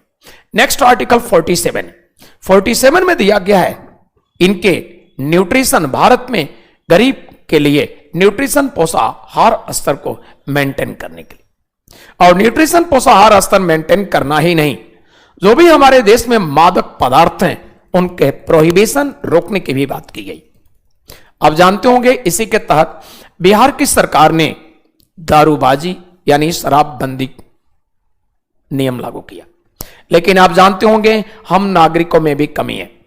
इतना ज्यादा बिहार की सरकार का पब्लिक विरोध करने लगी कि शायद बिहार सरकार को भी लगा, उस पार्टी को भी लगा जो सरकार चला रही थी यानी नीतीश गवर्नमेंट को, कि अगर आगे भी ये कंटिन्यू करते हैं तो शायद हमारे पार्टी, हमारे सरकार के लिए खतरा बन जाएगा अगले इलेक्शन में।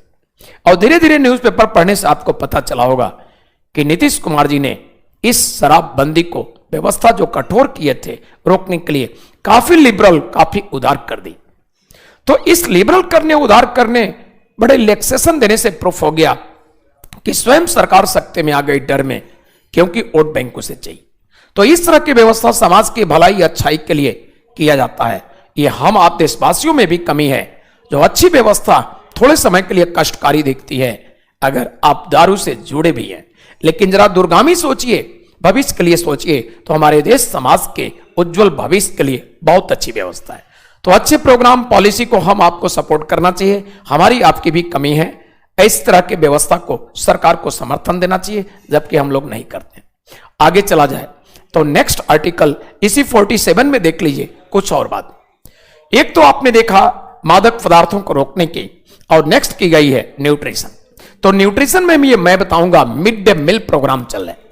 बिहार की ही घटना यहां बताऊंगा, शराबबंदी भी नीतीश सरकार का, और यह भी मिड डे मील भी बिहार का ही एग्जाम्पल। छपरा में मिड डे मील प्रोग्राम में एक स्कूल में गरीब बच्चों के लिए जो खाना बन रहा था, मिड डे मील, जैसे खाना तैयार हुआ, घंटी बजा और बस सभी दिन के जैसे बच्चे प्लेट लेकर लाइन से बैठ गए और बच्चों को जो प्लेट में खाना मिला खाए और खाते ही डेड बॉडी बन गए, मर गए। कारण क्या था इसको समझिए। बच्चों के लिए जो खिचड़ी बन रहा था उसमें कुक जो खाना बना रही थी उसमें छिपकली गिर गई और बस घंटों उबलती रही, पूरा खिचड़ी, पूरा फूड पॉइजनस हो गया और यही पॉइजनस फूड बच्चों को दे दिया गया। जरा आप ये बताइए, आपके हमारे घर जो खाना बनता है, भिंडी बन रहा है, परवल, थोड़ा सा भी भिंडी खराब है या तो काट के निकाला गया या पूरी भिंडी फेंक दिया गया, दूसरा पीस। इसी प्रकार से चावल दाल के भी एक एक पीस हमारी मां या बहन बाकायदे छांट छोट करके शुद्ध करके बनाती है। जरा ध्यान दीजिए, कुक जो भी खाना बना रही होगी, इसलिए तो इसको इग्नोर किया कि हमारे परिवार के लोग नहीं, ये बच्चे खाएंगे। जरा विचार किया जाए, आखिर गरीब होकर के गरीब के बच्चे समझ कर ही तो उनके साथ ऐसा व्यवहार हुआ। लेकिन ध्यान दिया जाए तो आज तक देश के जो महान हस्ती हुए हैं वो मैक्सिमम ये साधारण गरीब परिवार से भी हुए। मुझे लगता है 37 स्टूडेंट जो मरे थे बच्चे, जब हॉस्पिटल गए एम्बुलेंस से, डॉक्टर बता दिया इसमें कोई ट्रीटमेंट के चांसेस नहीं, डेड बॉडी बन चुके हैं कुछ देर पहले से। अब जरा याद कीजिए, उन 37 में संभव है कोई एपीजे अब्दुल कलाम भी हो, उन 37 में कोई विवेकानंद का भी बचपना हो। हमारे देश का बर्बादी का यही कारण है कि हम लोग गरीबों के साथ ये मेंटलिटी रखते हैं, जिसके कारण से हमारा देश इतना पीछे है। सिर्फ सरकार की जिम्मेदारी नहीं, हमारी आपकी भी जिम्मेदारी, सभी देश के नागरिकों की भी जिम्मेदारी है देश को आगे बढ़ाने का। जब तक मेंटलिटी, मानसिकता में सुधार नहीं होगा, हमारा देश कभी दुनिया का शीर्षतम देश, वेल डेवलप्ड कंट्री नहीं बन जाएगा। और कभी भी जिम्मेदारी सिर्फ सरकार के ऊपर नहीं छोड़ना चाहिए, हर देश के नागरिक की भी जिम्मेदारी है देश को आगे बढ़ाने में। मेंटलिटी, मानसिकता सुधारना होगा। इसी के साथ देखा जाए नेक्स्ट आर्टिकल 48, अनुच्छेद 48। देखिए 48 आर्टिकल में व्यवस्था दिया गया है organisation of agriculture and animal husbandry. तो ये आर्टिकल है आर्टिकल 48, इसमें व्यवस्था दिया गया है organisation of agriculture and animal husbandry. सोचिए, कृषि और पशुपालन अनुच्छेद 48 में है कृषि और पशुपालन को साइंटिफिक वैज्ञानिक तरीके से ऑर्गेनाइज करने को। जरा विचार किया जाए, ऐसा आपकी कॉन्स्टिट्यूशनल असेंबली के मेंबर ने क्यों किया, कारण क्या था? आपकी कॉन्स्टिट्यूशनल असेंबली के मेंबर उस समय जानते थे कि भारत कृषि प्रधान देश है, ठीक है? तो भारत कृषि प्रधान देश है और कृषि प्रधान देश में अगर किसानों के मुद्दे पर विचार नहीं होगा, उनके भविष्य के लिए कुछ सोचेंगे नहीं, तो भारत बर्बाद हो जाएगा। और इसी तरह से एनिमल हस्बेंड्री को भी सोचे। क्यों? उस समय समस्या क्या थी? उस समय परिस्थिति यह थी कि आपके पास एग्रीकल्चर के लिए कुछ ग्राउंड भूमि है, लेकिन आपके हालात ये हैं, जो भूमि है वो परंपरागत आप एग्रीकल्चर कर रहे हैं। माना कि थोड़ा नहीं बहुत ज्यादा ग्राउंड है, आपके पास 50 एकड़ ग्राउंड है, लेकिन एग्रीकल्चर करने के, कृषि फार्मिंग करने के तरीके परंपरागत है। तो बहुत बड़े ग्राउंड जमीन खेत होने के कारण भी आपके परिवार में 8 लोग हैं, खाने के लिए रोटी नहीं मिल रहा, आपको खरीदना पड़ रहा है, खेतों से नहीं पर्याप्त हो रहा है। क्यों? क्योंकि परंपरागत कृषि करने से प्रोडक्शन नहीं हो रहा। एनिमल हस्बेंड्री के भी यही हालात थे उस समय। एक देसी गाय होती थी और 1 लीटर दूध दे रही है, विशाल गाय इतना चारा खा रही, यानी आपके फैमिली में 8 लोग हैं तो एक गाय से काम नहीं चल रहा है, क्योंकि चारा चाहे जितना खा रही है, जितना विशाल शरीर है, बट दूध 1 लीटर। तो घर का कोई भी एक नौजवान दूध दुआ अकेले पी गया, बाकी को नहीं मिलना। यानी इसका मतलब हुआ जितने फैमिली मेंबर उतने गाय रखी या उनसे ज्यादा रखी। बड़ी समस्या। कॉन्स्टिट्यूशनल असेंबली के मेंबर ने सोचा कि जब साइंटिफिक तरीके से एग्रीकल्चर करेंगे, कृषि फार्मिंग, तो थोड़े से ग्राउंड में ज्यादा प्रोडक्शन होगा और फ्यूचर में कभी भी किसी अदर कंट्री से हाथ फैलाने की, इंपोर्ट करने की गेहूं, धान, रोटी, चावल जरूरत नहीं होगा। इसी थिंकिंग के साथ उन्होंने एग्रीकल्चर को साइंटिफिक तरीके से ऑर्गेनाइज करने को सोचा और वैज्ञानिक तरीके से ऑर्गेनाइज होने लगा। यानी वैज्ञानिक रात दिन एक करके लेबोरेटरी में एक्सपेरिमेंट करके उन्होंने कुछ ऐसे फर्टिलाइजर तैयार किए जिसके द्वारा हमारे देश में गेहूं, धान, दलहन एटसेट्रा बहुत सारे प्रोडक्शन बढ़े। आपको एग्जांपल दे दो, न्यू रिसर्च सीड भी आए, जिस सीड नए आने से प्रोडक्शन बढ़े, फर्टिलाइजर भी अच्छे ढंग से, इनसे प्रोडक्शन बढ़ा। अब इन्होंने क्या सोचा? इन्होंने ये सोचा कि जब अच्छे से साइंटिफिक तरीके से हमारे यहां एग्रीकल्चर होगा तो उत्पादन बढ़ेगा। आपके यहां ऐसा ही हुआ। एक एग्जांपल देना चाहूंगा, लगभग 10 वर्ष हुए आपके कंट्री के फार्मर गेहूं का इतना रिकॉर्ड प्रोडक्शन किए, इतना रिकॉर्ड गेहूं का उत्पादन, जो विश्व आश्चर्य में पड़ गया। यूक्रेन आप जानते होंगे प्रोडक्शन का बहुत बड़ा रेट है, वहां भी चर्चा का विषय। चाइना, यूएसए, कनाडा, हर जगह चर्चा का विषय। हम लोग बड़े खोजते, हम इंडियंस पढ़े लिखे लोग, कि अरबों खरबों रुपए का, खरबों रुपए का, लाखों करोड़ों मैट्रिक टन गेहूं है। अगर इंडिया गवर्नमेंट ने इसको एक्सपोर्ट कर दिया तो हमारे देश की गरीबी दूर हो जाएगी, बहुत सारे ऋण फॉरेन खत्म हो जाएंगे, हम लोग अमीर बनेंगे। लेकिन लंबे समय तक आप इंतजार करते रहे, न्यूज़पेपर में एक्सपोर्ट करने का खबर नहीं मिला। आपको खबर क्या मिला? लंबे समय के बाद सारे गेहूं सड़ गए। आप जानते होंगे गेहूं इतना रिकॉर्ड प्रोडक्शन ऐसे नहीं हुआ होगा। जो ठंडक के समय में गेहूं बोए जाते हैं, सिंचाई होते हैं, हम लोग शीतलहर में, ठंडी के टाइम में हम आप टीचर स्टूडेंट घर में होते हैं बंद कमरे में, लेकिन ये किसान कहां होते हैं? ठिठुरते हुए ठंडक में अपने गेहूं के खेतों में सिंचाई कर रहे हैं, ठंडक पानी में घुसकर। गेहूं ऐसे उत्पादन नहीं होता। और इसी तरह से धान का फसल गर्मी में, बरसात में भीगते हुए उस धूप में तप रहे होते हैं, तब ये प्रोडक्शन होता है। लेकिन वास्तव में देखा जाए, ये अन्नदाता इतने मेहनत से जो गेहूं का उत्पादन किए, बर्बाद कर दिया हमारे पॉलिटिशियन। सारे गेहूं सड़ गए, बर्बादी। ये खबर जब हमको आपको न्यूज़पेपर में मिला, बहुत तकलीफ हुआ। इन खबर से, इस एग्जाम्पल से प्रूफ होता है, सच्ची घटना मैंने एग्जाम्पल दिया, इस एग्जाम्पल से प्रूफ होता है कि हमारे देश की बर्बादी का कारण सीमा पर लड़ने वाला जवान नहीं, लेबोरेटरी में काम करने वाला साइंटिस्ट नहीं, और साथ साथ आप जैसे कोचिंग करके ऑफिसर बनने की तैयारी करने वाला स्टूडेंट भी नहीं, किसान भी नहीं देश की बर्बादी का कारण। एक वर्ग है देश का बर्बादी का कारण, और वह कौन? पॉलिटिशियन। इस तरह से बड़ा गलत होता है कि हमारा कोई मंत्री है कोई बड़े पद पर, और यूएसए के प्रेसिडेंट से हाथ मिलाता है तो गर्व करता है कि मैंने यूएसए के प्रेसिडेंट से हाथ मिलाया। लेकिन मैं कहता हूं, अगर हमारे पॉलिटिशियन, हमारी सरकारों ने ईमानदारी से काम किए होते, तो आज यूएसए का प्रेसिडेंट या रशिया का प्रेसिडेंट हमारे पीएम से हाथ मिलाता तो रिएक्शन कुछ और होता। वो गर्व करता कि मैंने इंडिया के मंत्री और पीएम प्रेसिडेंट से हाथ मिलाया। लेकिन हमारे देश की बर्बादी का कारण कौन है? यही लोग। और थोड़ा सा कारण हम लोग भी हैं, बहुत बड़ी गलती करते हैं। इस तरह से कुछ देश के गद्दार हैं, उनको भी हम लोग गद्दार के रूप में देखते हुए भी उसके बाद भी इलेक्ट करके भेज देते हैं। आपके देश में ऐसे भी लीडर हैं जो वंदे मातरम कहने से कतराते हैं, जय हिंद कहने में शर्म लगता है। और इतना ही नहीं मित्रों, और भी बातें, क्या बहुत बड़े बड़े करप्ट हैं, उनके करप्शन की कहानियां सामने आ गई हैं, जांच से सब कुछ। उसके बाद ही आखिर हम आप जैसे लोग ही तो इलेक्ट करके फिर पार्लियामेंट में भेज देते हैं। तो दोषी तो हम देश की जनता भी हैं, चाहे किसी कारण से सुनकर भेजते हैं, ये गलत करते हैं। इन देश के गद्दारों को, करप्ट हो, भ्रष्ट हो, लुटेरा और इस तरह से नेशनलिटी के मामले में कमी हो, इनको कभी भी उस पवित्र मंदिर, लोकतंत्र के मंदिर में नहीं भेजना चाहिए। हम आप भारतीय नागरिकों को भी अपनी जिम्मेदारी मानना चाहिए कि देश को आगे बढ़ाने में हमारी भी भूमिका होनी चाहिए, आपकी भी भूमिका। सिर्फ पॉलिटिशियन, सरकार पर यह काम न छोड़ें। जब तक आप नहीं जगेंगे, ईमानदारी से इस रास्ते पर नहीं चलेंगे, देश हमारा आगे नहीं बढ़ पाएगा। सिर्फ पॉलिटिशियन, सिर्फ सरकार पर मत छोड़िए।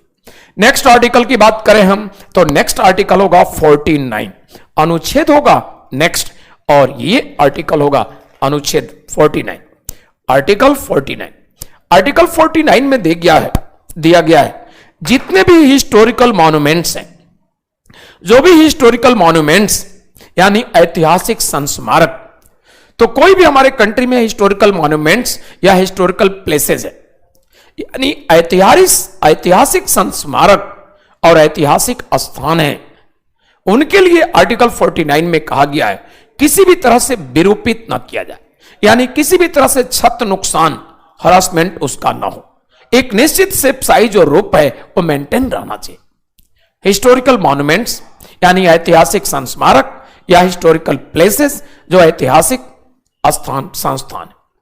लेकिन मैं इससे भी सहमत नहीं हूं। बहुत सारे ऐसे हिस्टोरिकल प्लेसेस हैं जिनका बहुत ज्यादा नुकसान और बड़ा क्षति होने पर भी हमारी सरकार, प्रशासन शांत रहती है। जो डायरेक्टिव प्रिंसिपल में असेंबली के मेंबर जिम्मेदारी दिए, उस जिम्मेदारी को यहां भी नहीं फॉलो की। फॉर एग्जाम्पल एक उदाहरण दूं, आप बच्चों इतना तो हिस्ट्री आप पढ़े ही होंगे जो चंद्रशेखर आजाद के नाम को अच्छी तरह जानते होंगे। कोई ऐसा भी स्टूडेंट आप लोगों में है जो चंद्रशेखर आजाद को न जानता हो? कौन है?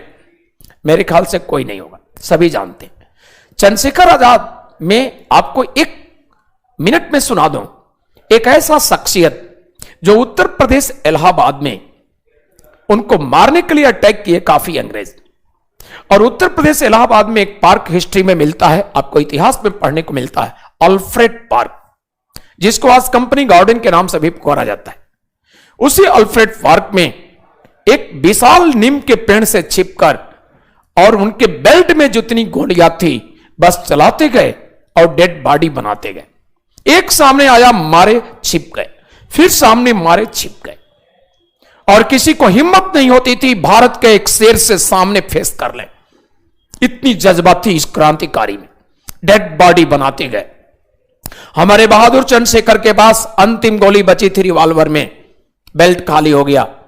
समझ गया कि अब इस गोली से किसी इंग्लिशमैन को मारते हैं तो इसके बाद अंग्रेजों के गोली से मरना होगा।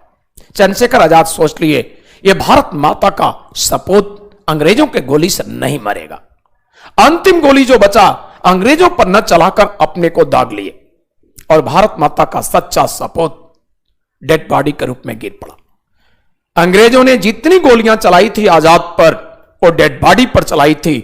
सच्चाई यह है अंग्रेजों ने नहीं मारा, वो अपनी गोली से मरे थे और उसके बाद डेड बॉडी पर उनके गोली चली। किसी की हिम्मत नहीं था जीवित गोली चला देने की, उनको मारने की। एक ऐसा शेर था, बस दहशत थी, एक महान क्रांतिकारी। और आप जानते होंगे शायद वहीं पर उनका स्टैचू बना है।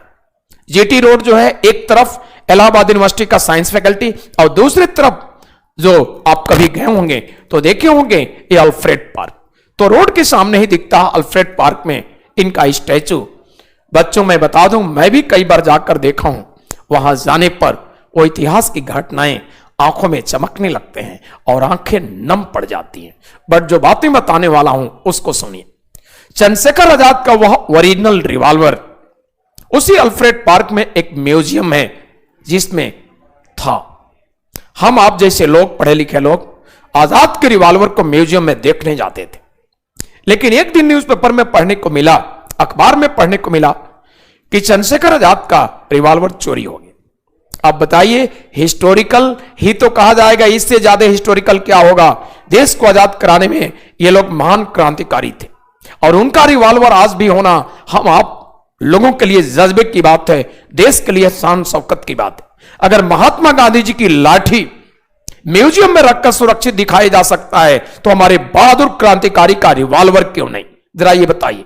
महात्मा गांधी जी का स्लीपर दिखाया जा सकता है म्यूजियम में तो हमारे बहादुर आजाद का रिवॉल्वर क्यों नहीं?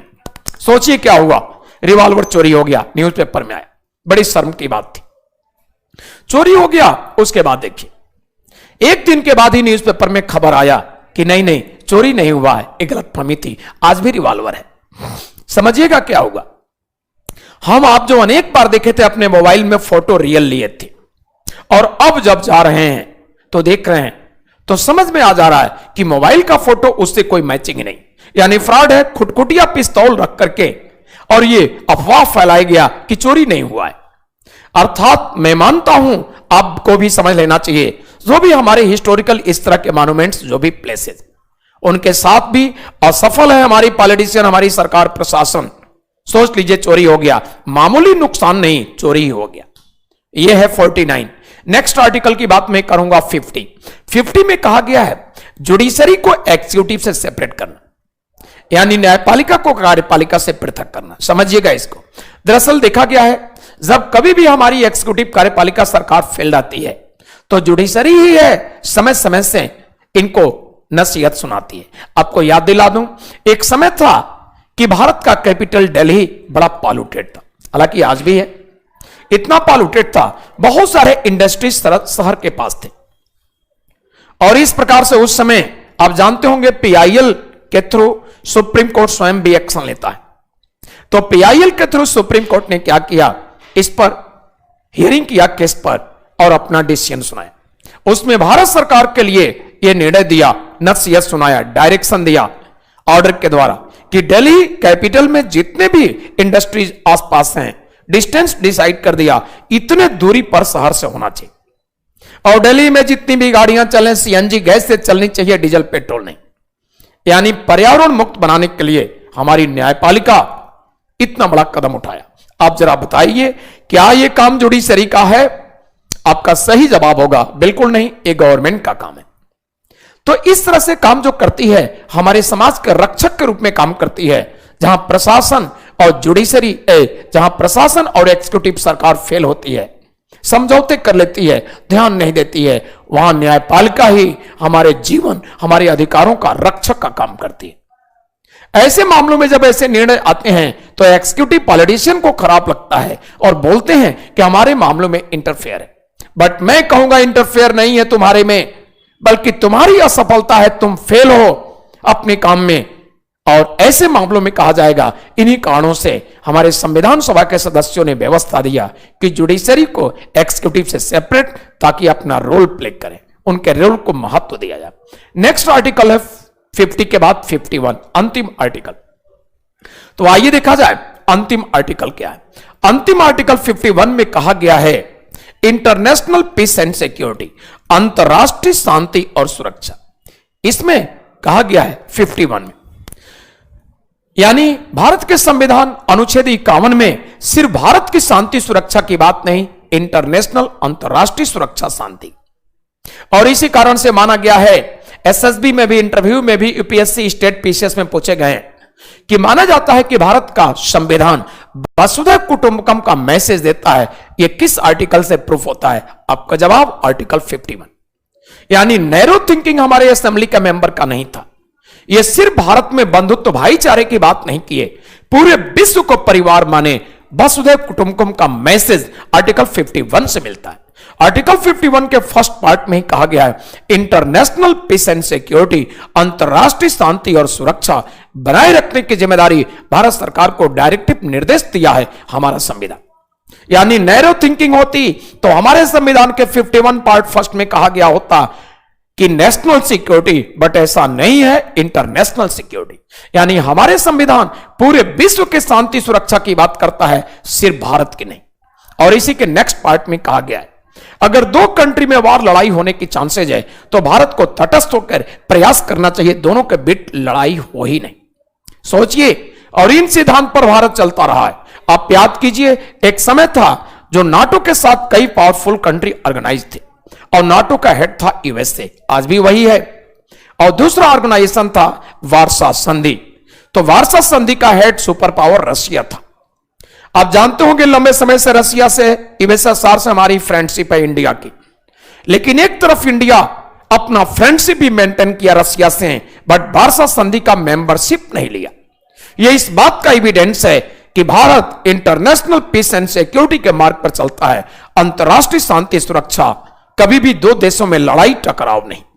इसी के साथ देखा जाए तो नेक्स्ट पार्ट में कहा गया है कि जो भी इंटरनेशनल ऑर्गेनाइजेशन, संगठन है, इंस्टीट्यूशन है, उनके रूल रेगुलेशन जो है पूरी तरह से फॉलो होना चाहिए। आप ध्यान दीजिए, सभी को फॉलो किया जाए तो वैसे ही टकराव नहीं होगा। इवेनो क्या कहता है, इसी प्रकार से आईएमएफ क्या कहता है, और जो भी यूनिसेफ का क्या रोल है, सभी को हम आप फॉलो करें तो वैसे ही टकराव नहीं होगा, पूरे विश्व में अमन चैन शांति। इसलिए डायरेक्टिव प्रिंसिपल के आर्टिकल 51 से यह बात प्रूफ होता है। यह विश्व को मैसेज देता है, हमारे समाज, हमारे संविधान के द्वारा दुनिया को मैसेज संदेश जाता है कि भारत का संविधान दुनिया का अनोखा एक यूनिक कॉन्स्टिट्यूशन है, जो सिर्फ भारतीयों के लिए, सिर्फ भारत देश के लिए अमन चैन शांति की बात नहीं करता, पूरे विश्व के लिए मैसेज देता अमन चैन शांति। इतना ब्रॉड थिंकिंग आपके हमारे संविधान सभा के सदस्यों का था। इनकी नैरो थिंकिंग, संकीर्ण सोच नहीं थी। यह हमारे संविधान का मैसेज है, दुनिया को सबक लेना चाहिए इससे। इस प्रकार से यह व्यवस्था मैसेज करता है। लेकिन आप लोगों को एक बात बताऊं, कुछ ऐसे थिंकर्स हुए, कुछ ऐसे सामाजिक चिंतन जो हमारे समाज के लिए विचार दिए, जैसे एमपी शर्मा ने विचार दिया है हमारे डायरेक्टिव प्रिंसिपल पर। एमपी शर्मा ने कहा है कि डायरेक्टिव प्रिंसिपल को 4 ब्रॉड कैटेगरी, ये 4 ब्रॉड कैटेगरी में क्लासिफाई किए जा सकते हैं, 4 ब्रॉड कैटेगरीज में वर्गीकृत किए जा सकते हैं। तो एमपी शर्मा ने अपने विचार दिए हैं कि 4 विस्तृत श्रेणियों में डायरेक्टिव प्रिंसिपल को बांटे जा सकते हैं। और विस्तृत श्रेणियां क्या? नंबर फर्स्ट इन्होंने श्रेणी दिया, ये दिया गांधीयन प्रिंसिपल। ये गांधीयन प्रिंसिपल, हिंदी में कहा जाएगा गांधीवादी सिद्धांत। नेक्स्ट विचार दिए हैं, नेक्स्ट विचार सोशियलिस्टिक प्रिंसिपल। सोशियलिस्टिक प्रिंसिपल, यानी हिंदी होगा समाजवादी सिद्धांत। और नेक्स्ट इन्होंने विचार दिया है कि नेक्स्ट होगा और ये होगा लिबरल इंटेलेक्चुअल प्रिंसिपल। ये liberal intellectual,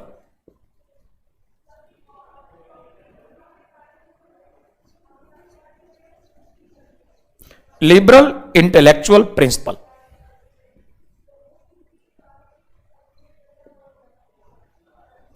liberal intellectual principle यानी हिंदी इसको कहा जाएगा उदारवादी बौद्धिक सिद्धांत। फोर्थ इन्होंने क्लासिफाई किया और ये फोर्थ है, ये होगा इंटरनेशनल प्रिंसिपल। इंटरनेशनल प्रिंसिपल यानी हिंदी में कहा जाएगा अंतरराष्ट्रीय सिद्धांत।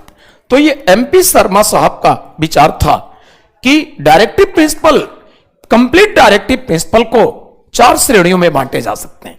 कमीशन आपसे क्वेश्चन करता है कि कंप्लीट डायरेक्टिव प्रिंसिपल को 4 श्रेणियों जो बांटा गया इनमें से कौन है? 3 अदर देगा, इन्हीं में से एक, या इनमें से 3 दिया, एक अदर। इस तरह के क्वेश्चन पूछे जा चुके हैं एमपी पीसीएस में भी, और इस तरह के क्वेश्चन एक बार बिहार पीसीएस में भी पूछा।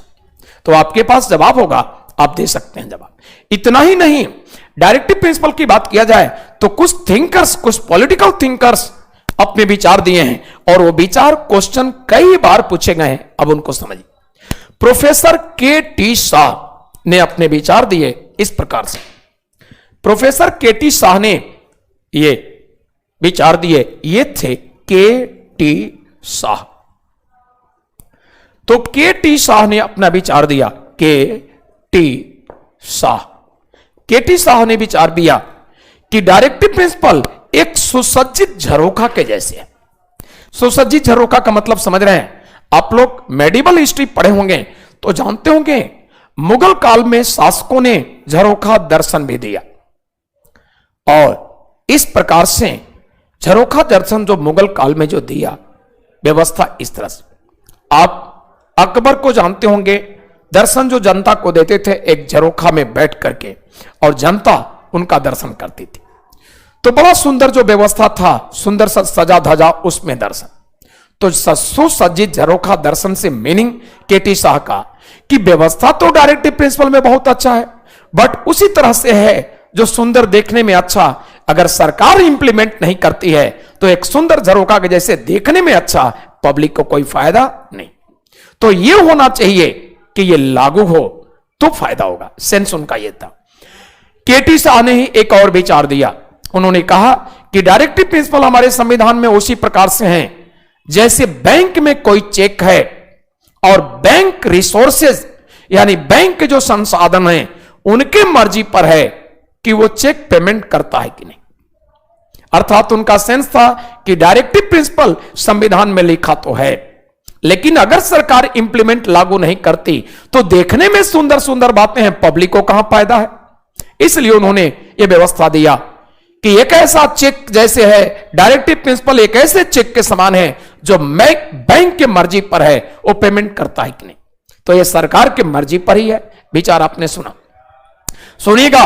अलाद कृष्ण स्वामी जो ड्राफ्टिंग कमेटी के मेंबर भी थे, उन्होंने अपना विचार दिया कि इंडियन कॉन्स्टिट्यूशन में डायरेक्टिव प्रिंसिपल एक ऐसा प्रोविजन है जो बहुत अच्छे से इंप्लीमेंट कर दिया जाए तो धरती पर स्वर्ग आ जाएगा। धरती पर स्वर्ग आने का मीनिंग आप लोग समझ रहे होंगे। धरती पर स्वर्ग आने का मीनिंग है भारत के लोगों में गरीबी समाप्त हो जाना, खुशहाली आना, बहुत आगे भारत का विकास हो जाना। स्वर्ग से मतलब खुशहाली, संपन्नता, समझ गए होंगे, आ जाएगा। रियली ऐसा होता, यानी इन्होंने सही कहा है, लेकिन कब? उन्होंने यह भी कहा है अच्छे से इंप्लीमेंट लागू। लेकिन हमारे यहां अच्छे से इंप्लीमेंट लागू होने की व्यवस्था आज देख रहे हैं भारत देश के हालात। इसी प्रकार से देखा जाएगा कुछ और बातें, कुछ और विचारक विचार दिए। जैसे टिट्टी कृष्णाचारी ने विचार दिया एक ऐसे डस्टबिन के समान है जो लोगों के भावनाएं तो दिए गए हैं बट एक डस्टबिन में जैसा रखा गया उसी तरह से। इसी प्रकार से देखा जाए कुछ और भी विचार, जैसे डॉक्टर भीमराव अंबेडकर ने विचार दिया कि जिस तरह से 1935 एक्ट में व्यवस्था था गवर्नर जनरल के जो अपने आदेश और इस प्रकार से राज्यों के जो कॉलोनीज है और उनके गवर्नर को फॉलो करने हैं, बस उसी तरह से एक दिया गया है सिद्धांत रूप में, कितने फॉलो किए जाते हैं, होते हैं कि नहीं। एक और विचारक का विचार बता दो। देखिए यहां पर केसी वियर ने अपना विचार दिया था कि इंडियन कॉन्स्टिट्यूशन के डायरेक्टिव प्रिंसिपल में जो व्यवस्था है एक मैनिफेस्टो के जैसे है। जैसे मैनिफेस्टो में कोई भी पॉलिटिकल पार्टी अच्छी अच्छी बातें दे देती है, कितने % लागू करती है, व्यवस्था देती है, वो उस पर डिपेंड करता है। तो अलग अलग विचारक अपने विचार दिए हैं। आपको नोट्स में विचारकों के विचार भी मैंने दिया है और विचारक से भी केटी शाह का विचार जो है पूछा जा चुका है यूपीपीसीएस में आज से 5 साल पहले। इसी प्रकार से सीडीएस में सेम यही केटी शाह का बैंक वाला चेक जो कहे हैं, ये विचार दिया है, 4 थिंकर्स का नाम दिया है, ये किसका विचार है। तो इस तरह से यूपीएससी भी क्वेश्चन कर चुका है, स्टेट पीसीएस में भी क्वेश्चन हुए हैं। ये क्वेश्चन इस प्रकार से भी अंबेडकर जी का विचार सीपीओ में भी एक बार पूछा है। तो आप छोटे एग्जाम बड़े एग्जाम जो भी देंगे ये महत्वपूर्ण है और आपको नोट्स में सभी आर्टिकल की बातें प्रिंटेड है, नोट्स में दिए हैं। जो बातें डायरेक्टिव प्रिंसिपल से रिलेटेड है लिखाना, वो लिखा हुआ हैंड राइटिंग नोट ऑफलाइन का भी दिए हैं, सभी कुछ हो गए। और इस तरह से मैं कहूंगा कि डायरेक्टिव प्रिंसिपल टॉपिक समाप्त होता है। नेक्स्ट क्लास में जो मैं टॉपिक डिस्कस करूंगा वह टॉपिक होगा कौन सा, ये टॉपिक होगा फंडामेंटल ड्यूटीज। तो ये टॉपिक होगा फंडामेंटल ड्यूटीज, यानी नेक्स्ट क्लास में टॉपिक होगा मूल कर्तव्य। तो आज हमारा क्लास यहीं समाप्त होता है। अगले क्लास में टॉपिक होगा, ये होगा फंडामेंटल ड्यूटीज, मूल कर्तव्य। तो नेक्स्ट क्लास में हम लोग बातें करेंगे, ये होगा मूल कर्तव्य। आज डायरेक्टिव प्रिंसिपल टॉपिक समाप्त होता है, नेक्स्ट क्लास में फंडामेंटल ड्यूटीज, मूल कर्तव्य। और इस तरह से मेरे ख्याल से किसी को कोई दिक्कत नहीं होगा, सभी लोग समझे होंगे। सर क्लास अच्छा क्या बोले हैं सर, बहुत अच्छा पढ़ाते हो। अरे थैंक यू मनदीप जी, आपको समझ में आ जाए यही हमारी अच्छाई है और आप लोगों की महानता भी है। इतने पेशेंस के साथ आप लोग सुनते हैं, वीडियो को पढ़ते हैं, समझते हैं, ये आप लोगों की भी तो समझदारी है, बड़ी महानता। अच्छे स्टूडेंट हैं, महत्व देते हैं, ये भी आपकी महानता। नेक्स्ट अजीत यादव जी का कहना है हाँ लाइफ है। चलिए लाइफ है सभी लोग। रमन सिंह का कहना है कि सर पीडीएफ मेरे में डाउनलोड नहीं हो रही है। चलिए आज हम बात करते हैं यह समस्या दूर करने का, इस तरह की दिक्कत जिनको भी है प्रयास करें। तो ठीक है, और इसी के साथ हम लोग क्लास को ऑफ करते हैं और good evening, goodbye and take care.